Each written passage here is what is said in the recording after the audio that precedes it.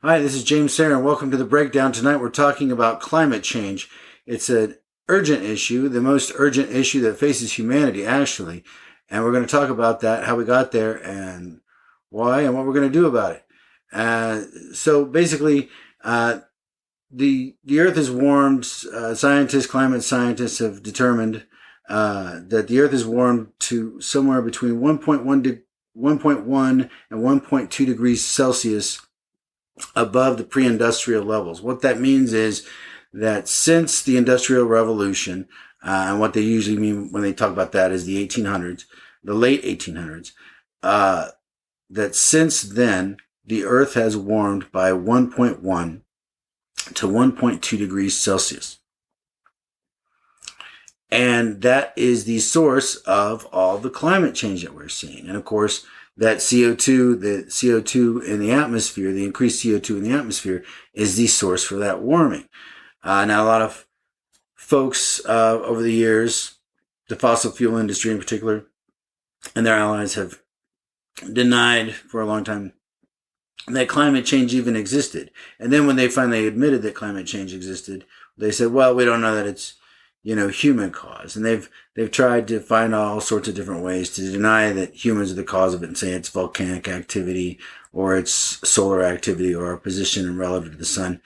But scientists over the years have looked at all those different causes. They actually looked at these different factors back in the 90s and determined that the only factor that could explain the warming, the global warming that we were seeing, was by greenhouse gases, and primarily by CO2 emissions. So they've known since the 90s, and the fossil fuels industry has known as well. They've had access to all that information as well as their own information. And, they obviously chose to deny and, deflect and deceive for the interest of protecting their business and their industry, which, to some degree is understandable. You want to protect your business, your income, and your people's jobs, but not at the expense of human existence, right? There's a point when you got to come clean and say, okay, all right, we're destroying the planet, we have to stop. So it's in as far as the scientists are concerned. There's still no shortage of people who want to deny the science out there, especially in the United States, where we see science denialism at a peak, unfortunately, here. But it's pretty much universal amongst climate scientists. Now, they've done a number of different polls of climate scientists over the years. And so back in, what was it? I think, let me see, I've got it written down. Yeah, so back in 2013, they did a survey of climate scientists. 97% back then basically said, yeah, we not only do we believe in climate change, but that humans are the cause of it from their CO2 emissions. Right. Now, there was another survey that came out of climate scientists in 2016, and that range was a little more variable. They had the range somewhere, the way the questions were asked, that somewhere between 90 and 100% of climate scientists believed that humans were causing climate change through their CO2 emissions. That was in 2016. The third study that came out of the survey was in 2019, and that was virtually 100% of climate scientists concur that climate change is real and humans are the cause of it through their CO2 emissions. Now, it must be said that the IPCC, which is the Intergovernmental Panel on Climate Change, which is an organization of scientists, they've had contributing scientists from over 195 different countries, studying climate change over the years, since 1988. And anyway, they've determined that global warming is caused by human activity, and 3/4 of that is by our fossil fuel usage, our fossil fuel usage. And then another quarter of it is from land usage. According to a study by UC Davis in 2019, they determined that 14.5% of emissions were contributed to livestock, to our use of livestock. And so that's the thing. There's how we use the land. It's not just fossil fuels, but it's also how we use the land as far as, livestock emitting their CO2 and methane emissions from uh, from their gas and, from their exhaling. And also how we use the land, the deforestation, when we clear a lot of land to farm, uh, the trees are a major carbon sink, absorbing a lot of the CO2. So we chop down on that land, or we chop down on those trees. That's less to absorb the CO2, and then more livestock to breathe and belch and pass gas back into the atmosphere and add to that. So we have to look at the different ways. We have to make serious changes. We're looking at $9 trillion a year probably to mitigate these changes. Roughly speaking, most responsible estimates put the global cost, let's say, what everyone would need to spend to fight climate change and hit that 1.5 degree cutoff level that's been set by the UN and the IPCC. That's where they want to cut us off at. Not warm past, we're at 1.1 or 1.2 now, but not get any higher than 1.5. They don't want to go past that because that's when things can exponentially get worse. Things are going to get worse anyway. They already are now and will continue to get worse as we go to 1.5. But if we go past that, they'll get exponentially even worse. And we'll talk a little bit about that. So anyway, there's all these things we have to do to mitigate climate change. And the main thing is reduce our carbon emissions by 2050 to net zero. That's the goal that's been set by the IPCC and the UN, is by the year 2050. Okay, so basically 29 years from now, that net zero emissions, anything that we're emitting is being, offset by like more trees or something, soaking them up. But otherwise, we're not putting any CO2 out. We're not emitting any more into the atmosphere. And that's the only way that we can get any kind of a handle on the warming at all.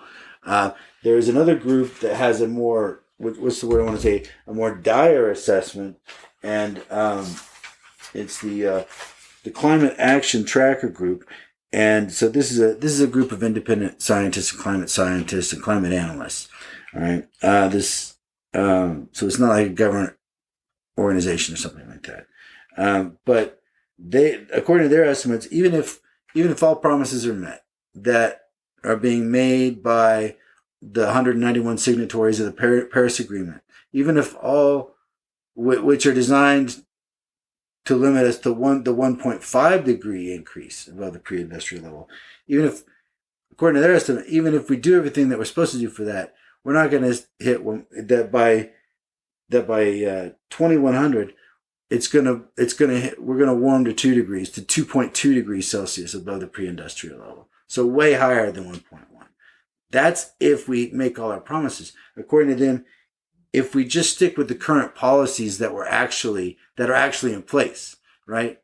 Not even talking about our promises, just what we're actually doing. If we just keep doing what we're doing, they estimate that the global temperature will increase to 2.7, somewhere between 2.7 to 3.1 degrees above the pre-industrial level. Those kind of temperatures could be globally catastrophic. And that's the thing that the IPCC and other climate scientists will tell you is the hotter it gets, the harder it is for them to predict. And the more CO2 in the atmosphere, the harder it gets for them to predict, especially for how much worse it will be.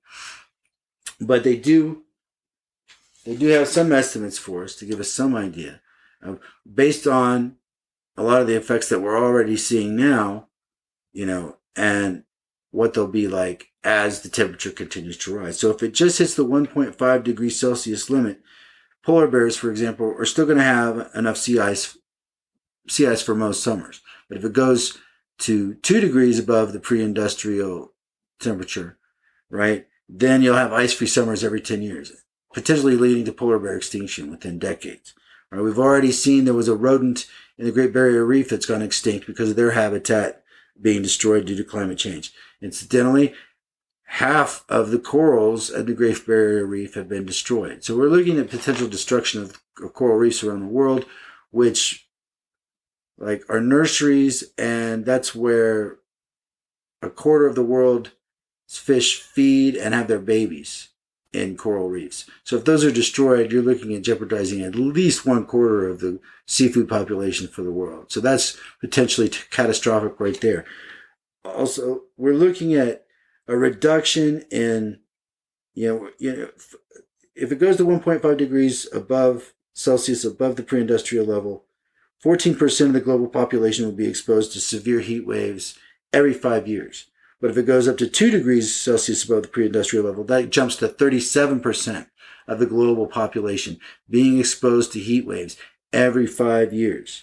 All right, the same is true for fishery decline. If it just hits 1.5 degrees Celsius above the pre-industrial level, we're going to see a decline in global fisheries of 1.5 million tons per year. But if it goes to 2 degrees Celsius above the pre-industrial level, it's going to be 3 million tons fewer fish every year. All right, I mean, there's food scarcity problems already. We're at 8 billion people, and we're going to have more people. Right, but we'll have less food, higher temperatures, right?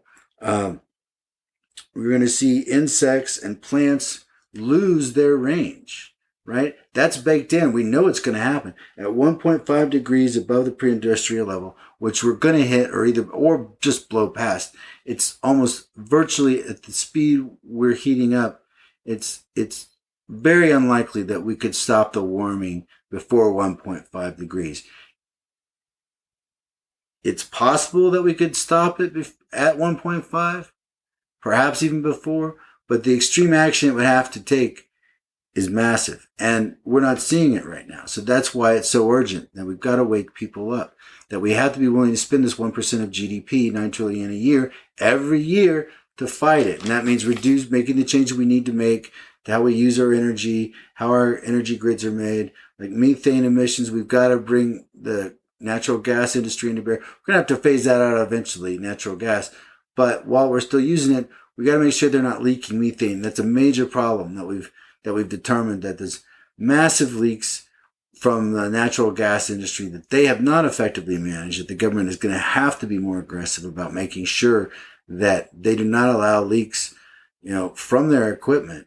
That is a major source of methane going up into the atmosphere. That, in addition to like livestock, and also use of other types of agriculture, also contributes to that. So we can make changes to all these things, and it costs money, and it forces us to do things a different way, but that can reduce the methane and the CO2 that we're emitting into the atmosphere. We can invest in, better, battery technology. Certainly the renewables are the cheapest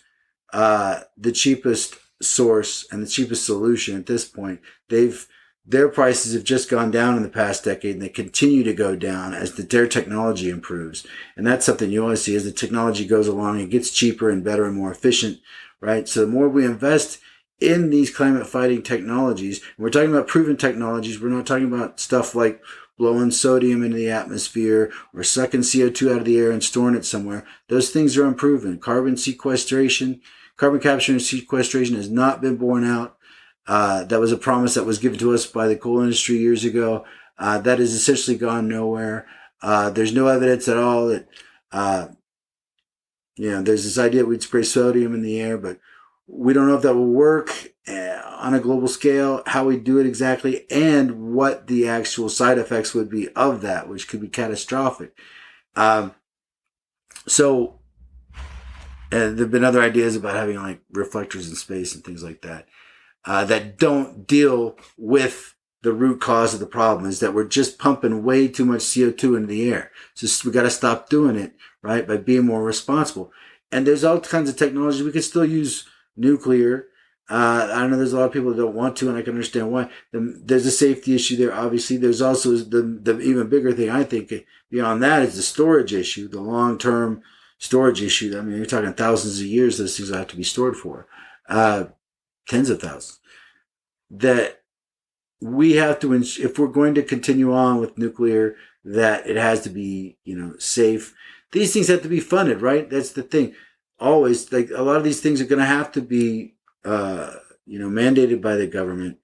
And, it's like whatever nuclear technology we continue to use, we need to do that responsibly and make sure we're storing our waste properly and safely for long term.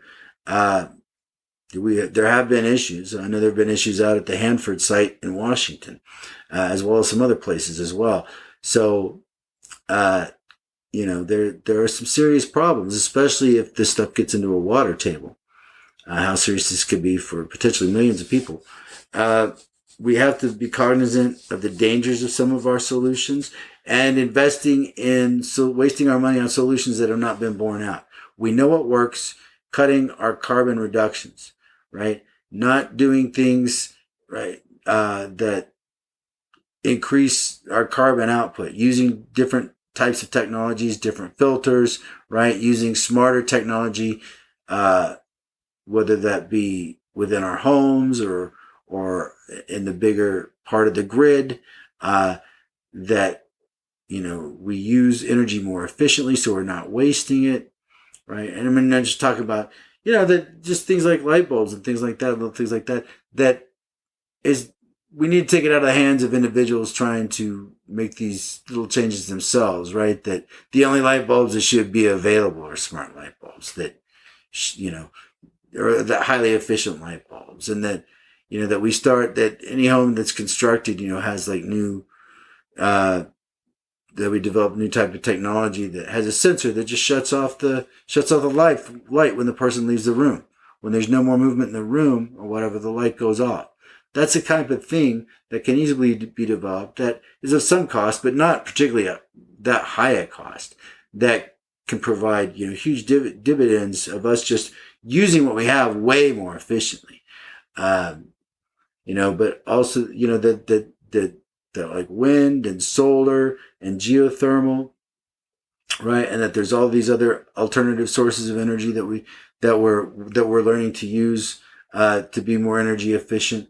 That if we're willing to invest that money, it can be done. But it has to be done soon, and it has to be done decisively. And it's going to have to be done for a long time, decades, if not centuries, because these changes are baked in. Even if we just hit 1.5 degrees and stay there above the pre-industrial level, sea levels are going to rise at least 2 feet above where they are now, and perhaps more. If we don't do anything, the sea levels could rise to 20 feet or more above where they are now. And if that were the case, then you got destruction of coastal cities across the world, which would be just disastrous for millions, probably billions of people and the global economy, right? You got water wars out west, anywhere, whether it's dry, they run out of water, people run out of food. It's disastrous for humanity. You've got islands that are going to disappear. You've got coastal areas that are going to be destroyed, right? Water sources that are evaporating everywhere. And we're seeing this ourselves daily. According to a Washington Post analysis of the federal disaster declarations this summer, nearly 1/3 of Americans experienced an extreme weather disaster this summer, right? 1/3. So, that's over 100 million people experienced some type of weather disaster this year, whether that's a wildfire, hurricane, storm, flood, drought, right? That almost 1/3 of us have experienced it just this year, according to another European scientific organization. 2/3 of the global population is already experiencing more intense droughts. 2/3 of the global population. So we're in a lot of trouble, and it's looking like we're just gonna blast right by that 1.5 degree Celsius cap that the IPCC put on us, right? That we're gonna go right by it. Maybe not. Maybe if we take bold action, right? But here's the concern: it's not we're right. The U.S. has to lead. It's too big a player. If a lot of people just aren't going to put as much into the game, a lot of other countries won't if the U.S. doesn't do their part, because the U.S. is just too big, right? We have too many resources. If we throw our stuff in, other people will too. They'll commit more if we show that we're serious, right? And I think Biden is, and I think the Democrats are, but they can't get anything passed right now in Congress, right? We got Manchin and Sinema stalling them up in the Senate, saying they're not going to They're not okay, with this infrastructure bill. It's got too much spending. We're concerned about, the government. Same song and dance you hear from them. They're holding it up. That's what the climate change legislation has happened. Not much happened in the $1 trillion bill that got passed. The 3.5 they want to pass, that's where the good stuff has to happen. And not just the changes we need to make to decarbonize, right? Joe said he wants to decarbonize the electricity sector by 2035, cut our emissions in half in 10 years. These are great things, but we got to get cooking on it. We got to get moving, and we got to lead, and we got to invest the money and the work, and we got to get it done. And we got to do it now. And if we do it, other people will join us. But if we don't, they won't. So here's the thing: if Democrats lose in 2022, nothing is going to happen. No climate change legislation is going to happen. Nothing's going to get done. We're going to go screaming past that 1.5 degrees Celsius level, straight on to 2 and beyond. We're going to keep racing towards oblivion with temperatures and sea levels and droughts and hurricanes just getting worse and worse and out of control, right? And people's lives being destroyed by them, right? What's that going to do? No one's going to be immune from this. So basically, if they win in 2022, if Congress wins, and if the Republicans win Congress, if they were to take the Senate, retake the Senate and retake the House in 2022, we would be screwed. We would not get anything passed, and it would not happen. We're going to blow past the limit. It will be disastrous. This may be our one shot to actually get it done. If we have to communicate to people how urgent this is and how serious it is, and how out of control the Republican Party is across the board with what they've done, with how they've, constantly misled the country into deeper and deeper conspiratorial nonsense just to try and retain power, and how the powers that be have denied, for decades, especially the fossil fuel industry and their compatriots, the effects of what they were doing, right? So we've got to make sure that the Democrats win in 2022. Everything we have. And so that climate change is number one priority. Nothing's more important than that, right? Except that Democrats win in 2022, right? Which also means voting rights. Voting rights are just as important as climate change, because if we don't have voting rights, then Democrats are not going to win in 2022 for sure, because the Republicans are going to do everything they can to overturn every Democratic win in every state they can. They'll try and find some way to overturn the vote of the people just so they can maintain power. Well, we're seeing that across the country. So if we want to fight climate change, we got to protect voting rights, so we know we actually have a vote in 2022. We don't have a chance in 2022 if our vote's no good. We can't let them overthrow our government either. That's the other one. Because there's a lot of folks out there, sadly, far too many, millions of Americans, unfortunately I'll say tens of millions, that are okay with our country being overthrown by the Republican Party or those sympathetic to them in their way of governance. We know there's just far too many of those people out there with a lot of weapons and a lot of ammunition, and they've been itching for a long time to use them. They didn't buy them for nothing. We need to be on watch for these folks, and we need to make sure that they never get anywhere near the levers of power. That they never get anywhere near overthrowing our government, and that we all individually and collectively take responsibility to make sure that we do not let our fellow citizens make that mistake and do not succeed in that endeavor if they do. That is something we must do, and we must make sure Democrats win in 2022 so that climate change can be passed, climate change legislation can be passed, and continue to be passed, because we're going to have to keep paying for this. Like I said, sea levels are going to rise. CO2 and temperature is going to keep going up for the time being, right? And ocean acidification even if we do get to net zero, is still going to continue. These things are already baked in. And that CO2 that we've been pumping in the atmosphere is going to be in the atmosphere for 300 to 1,000 years. That's how long it's up there. It's not coming down anytime soon.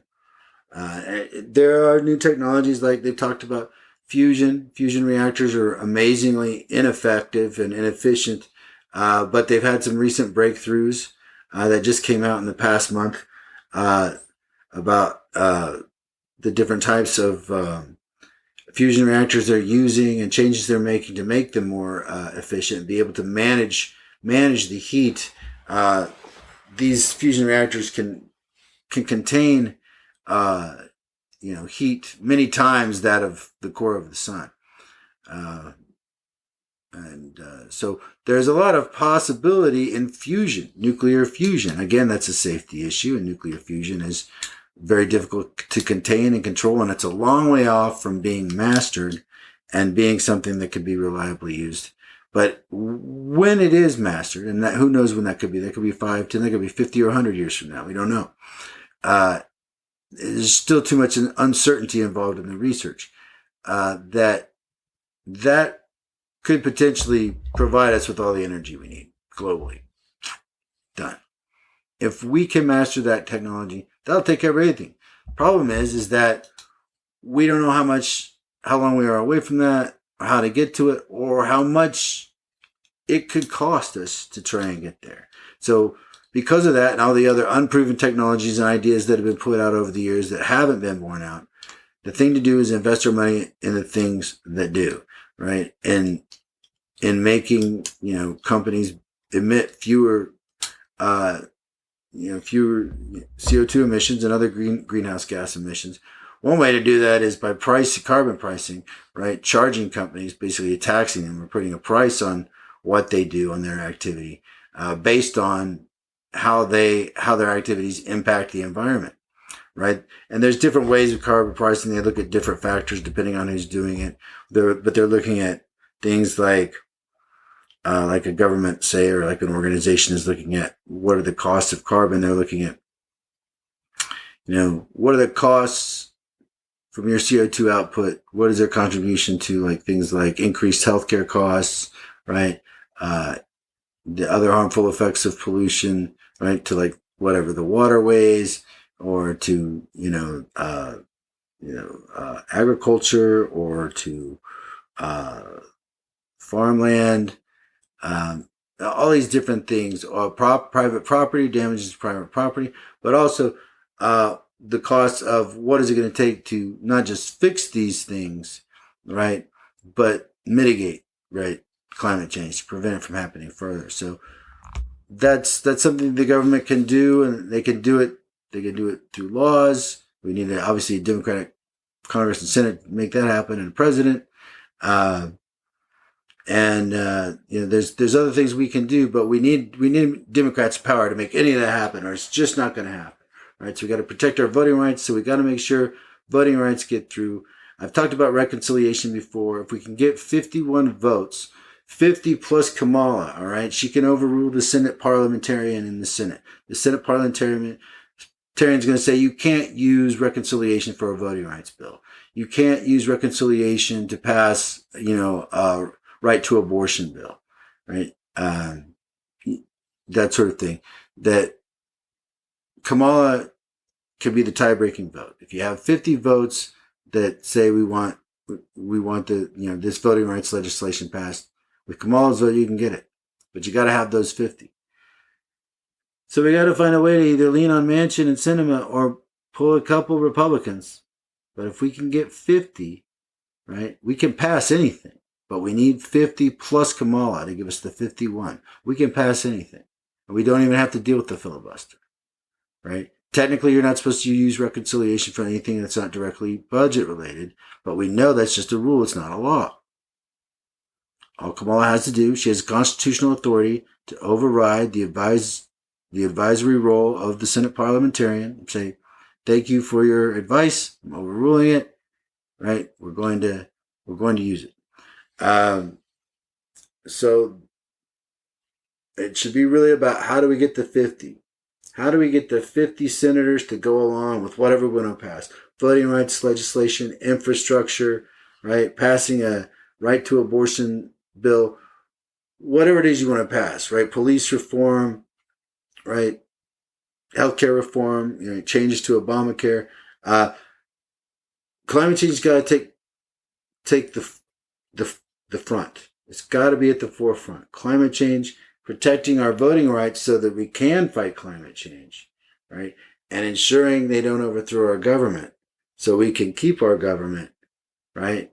So that we can have a fair election so the Democrats can win in 2022 and continue to pass climate change legislation that we're going to have to fund this year after year after year for decades, perhaps centuries, because these effects are going to be felt for decades and centuries. They're not going away. Like I said, it's not just dealing with our emissions, right, from the fossil fuel industry and being more energy efficient, right, and recycling and all that kind of stuff, but it's also about our land usage, how we use our land better, right, using more trees, planting more trees, but not using as much agriculture, not using as many, not as much livestock, right, or how we use them, right? And not using them in such a large area, right? That there's things we can do, and how different agricultural practices can emit, more CO2 and more methane from their practices. There's things we can do to change that, right? So there's a lot we can do, but we just have to be willing to spend the money to do it and get them done. And if we're willing to do that, we can make the changes to protect ourselves, protect our families, and protect humanity, because potentially we're looking at seeing like animals, food sources dissipating. The global population is going up. We're already at 8 billion. We've got to make sure that, we do everything we can to make sure that it doesn't go above 1.5, because then it just gets murkier and murkier. And there's a lot they don't know. Michael E. Mann from the IPCC has even said, that they feel pretty confident globally about what they can predict, and what they're looking at right now for the most part on a global level. But when you get down to when you're looking at an area or a region of about 600 horizontal miles, it's less certain because there's too many different factors involved at play that are uncertain. The probabilities of them are unclear for you to be able to predict what their interacting or feedback effects might be. So they don't know, and when you talk about like a 600 square horizontal, 600 miles, you're talking about like an area of like Ohio, Pennsylvania, and Indiana, something like that. So you're looking at an area like that, what the climate effects are going to be from climate change are less certain, they're less clear. But they can have a pretty accurate idea of what they're going to happen, like on a national or continental level or global level. But when you get down to that regional level, there's less certainty with exactly how things are going to be impacted. But take your pick and look around. I mean, every day in the news, you see a story about another flood. We've had these major flood events, major storm events that keep happening, wildfires worsening and worsening and more frequent. So the evidence is clearly in, but we have to take action now. We have to be willing to fund it, and we have to be willing to let the government take the lead, because private industry doesn't do that. There's no money in it, right? They're not going to invest in it until they see there's a payoff for investing in it. That's why often a lot of the R&D, when you're talking about whether it's like the internet, or a lot of like the technology that we're seeing with renewables, was funded by government research and government grants, right? That it's a public investment, right, for the future of the people, and the government makes that. And then once that technology is borne out and private industry sees, oh, wow, yeah, there is something in there, then they'll jump in. But they won't do it at first. That's why government must lead, right? But the ethos of the Republican Party is that you can't have a government that's small enough. They want a government that is so ineffective that it can't do anything, so that the robber barons, the billionaires, and the corrupt, and everyone else, the ruthless, can run free and do whatever the hell they want. That's basically what they want. And That might have sounded hyperbolic a few years ago, but you can see from their behavior in the recent years how true it actually is. That their behavior demonstrates everything I say to you, that you know it's true. So this is the most urgent issue that faces humanity. If it gets out of control, I mean, we're talking no less than human extinction is a possibility. Or such a destruction of human civilization as to set us back in time. It could wipe us out so that all the gains that we've made in the last 500 years are completely erased, buried within the sands and rubble of our civilizations. It could happen, and we could do it to ourselves. It's only been since the late 1800s since we really started jacking up the CO2. In that time, look what we've done. And most of that's been in the last 50 years, right? We let it get out of control. You, me, we all did. We let it go too far, right? And some of us believed the lies of the fossil fuel industries, or we thought that, somebody was going to come up with a new technology and at the last minute, and we'll fix it. But that didn't happen. We have to control our behavior. We have to do things in a different way and be willing to change that way and pay for it a little bit. And a lot of it's just about being smarter, right? About how we use our energy, right? And how it's controlled and what sources it comes from, and being able to use those sources, right? And we know how to do it, but we have to be willing to spend the money to scale it up, right? And like I said, we're looking at $9 trillion a year right now. That's going to go up, right? They're saying 1.1% of GDP. It could be higher than that. But a lot of those same estimates that are saying we need to spend about 1% of GDP to do what we need to do to fight climate change, they're saying if we don't do anything, the costs are 5% of GDP for doing nothing. So 5 times more costly if we don't do anything. 5 times. And potentially up to 20 times. 20% of GDP. All right? Not 1%, 20%. As the max, right? 5 is their conservative estimate. 20 is their max. Right? Our estimates for what it takes, most of them, for what it's going to take are 1%. And let's say it's 1.5, or let's even say it's 2. That's still way below 5%, right? And that's spread out among the whole world. It's not just the United States doing that, right? And here's the thing, like, as technologies are developed and things are scaled up, they're going to become cheaper. They're going to become like, what's going on? They're going to become like, as technology becomes cheaper, the more you develop it, it becomes more efficient, more effective.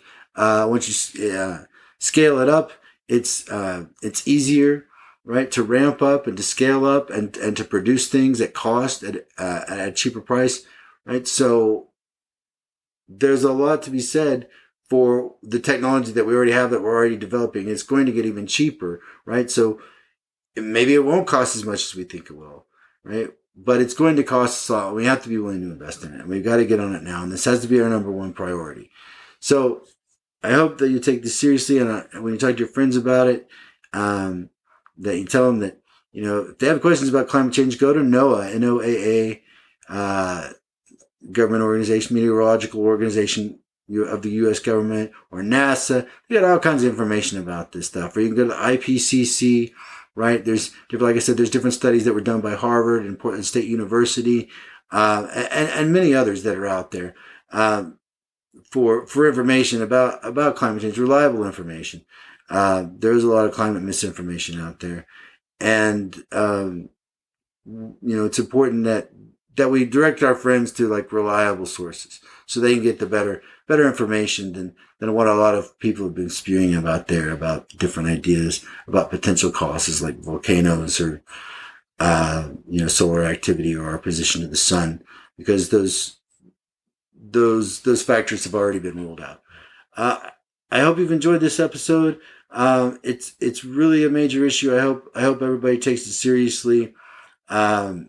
It's not something we can fight individually. We do need the government to take action on this, and we need to put our political will and our political muscle all the way, maximum effort into fighting climate change, protecting our voting rights, protecting our country from fascism, right? We won't be able to fight climate change and overcome global warming if our country falls to fascism or if we're not able to vote.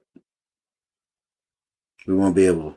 We won't, and if we don't win in 2022, climate change legislation will not get passed, or if it was, it'll get rolled back, and we'll miss the target by a mile, and it'll be a devastation for the planet. We may revisit this again in the next episode, in another episode. I look forward to talking to you soon. We've got another episode planned. It's called the United States of Criticism. That's right. We're going to give some credit to the United States. We always like to do both, right? Praise and criticism. So we're going to start it off with, praising the United States for all the things that you probably already heard. We're going to go ahead and acknowledge them, all the great things that we think are great about America. But then we're going to go into harsh criticism of America and American culture. And probably all of you are going to be angry at some point because we don't plan on sparing anyone. We're going to let you all have it, including myself. I criticize myself as well, which I always like to do. But that'll be our next episode. I hope you all take good care of yourselves, look out for each other, and we'll talk soon. Take care. Bye.